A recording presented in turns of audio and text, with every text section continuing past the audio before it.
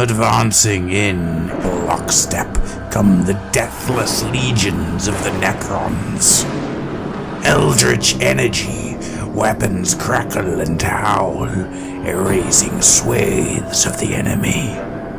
Godlike beings twist reality to their will.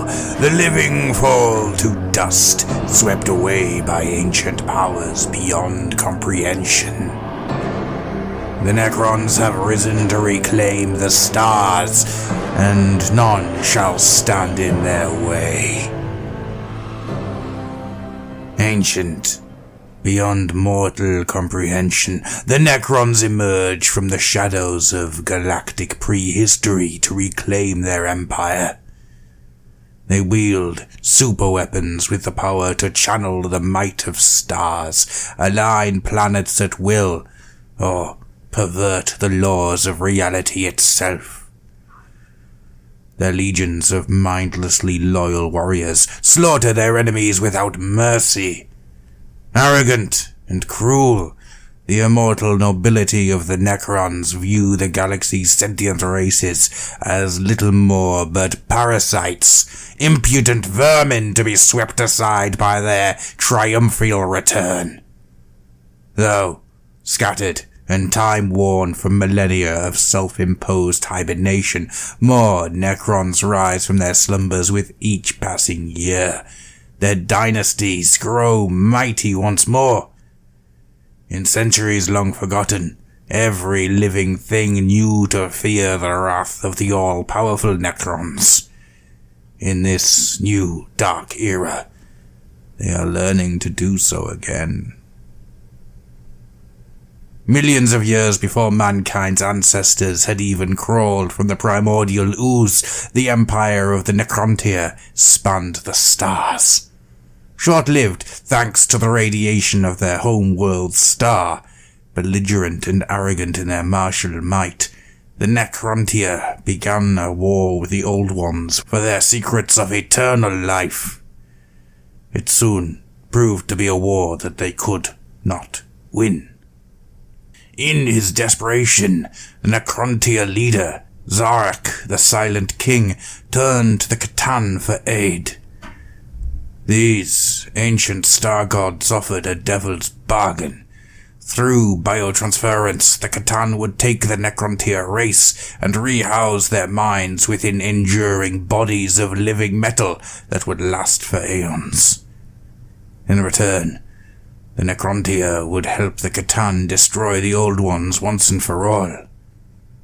Zarek agreed, and so damned himself and his people for all eternity. The Catan made good upon their promise, and the Necrontyr were transformed into the Necrons. Yet, though their minds made the transition to their new bodies, the souls of the Necrontyr burned away along with the flesh.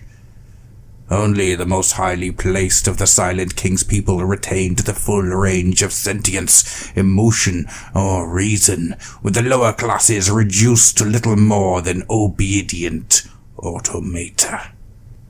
Worse, all found themselves shackled to the will of the Catan.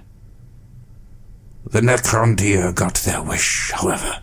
The war in heaven turned against the Old Ones, who were forced into exile by the resurgent Necrons and their Catan allies. It is not recorded how Zarek succeeded in rebelling at the last, but rebel he did.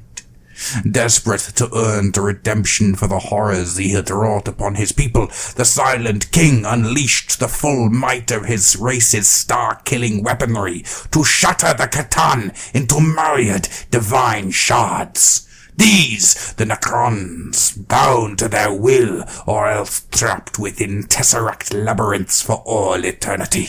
A fitting punishment for those who had sought to entrap the Necrontyr forever.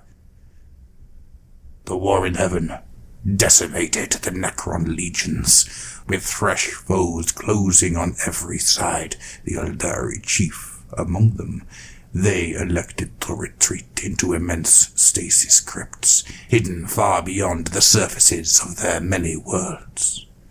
They would slumber through the millennia, waiting until the empires of their enemies had been brought to their knees by the slow turning of time. Only then would the Necrons emerge once more into a galaxy ripe for final conquest. Matters, as it transpired, turned out somewhat differently.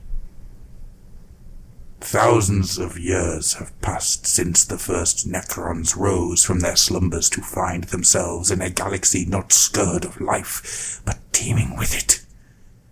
The effects of the churning warp, the toll taken by the age of strife and millennia of galactic war, and the sheer grinding passage of time had destroyed some stasis crypts entirely.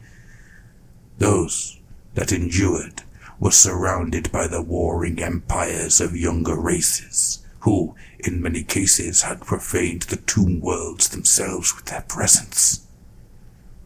The soulless warriors of the Necron dynasties rose, emerging from beneath the cities and fortresses of the terrified younger races, and exterminating them without mercy.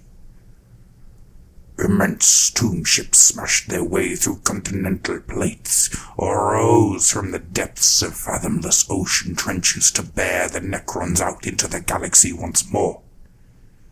Deranged, or disorientated by their timeless sleep, the nobility of each Necron dynasty have set about the reconquest of their ancient empires in whatever fashion seems best to them.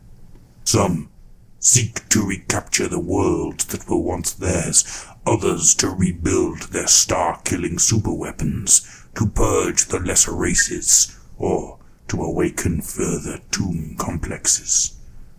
Much has been lost, but the Necrons remain convinced of their supremacy, their right to rule. Of the Silent King there has been no recorded sign. Without his unifying influence, the scattered Necron dynasties war with each other as often as they find common cause. Yet, great leaders have emerged from amongst the ranks of each dynasty's nobility, figures such as Emotech, the Stormlord, and Nemesor Zandarak, driving the lesser races before them with tireless, martial efficiency. The Necrons mean to make the galaxy theirs once more, and they are not of a mind to share their domain with the lesser races who would despoil the timeless perfection of Necron dominance. The Necrons are not creatures of flesh and blood, but soulless warriors whose immortal forms are forged from living metal. As such, they are almost impervious to destruction, and their bodies are swift to heal even the gravest of wounds. Given time, severed limbs reattach, armor plating reknits, and shattered mechanical organs are rebuilt. The only way to assure a Necron's destruction is to overwhelm its ability to self-repair, to inflict such massive damage that its systems cannot keep pace. Even should irreplaceable damage occur, the Necron will simply phase out. Automated teleport beams return it to the safety of the stasis crypts, where it remains in storage until such times as repairs can be carried out by the waiting Canoptech constructs. The sciences for which feats are achieved remain a mystery to outsiders, for the Necrons do not share their secrets with lesser races, and have set contingencies to prevent their supreme technologies from falling into the wrong hands. Should a fallen warrior fail to phase out, it self-destructs and is consumed by a blaze of emerald light. Outwardly, this appears little different to the glow of teleportation, leaving the enemy to wonder whether the Necron has finally been destroyed, or returned to its tomb.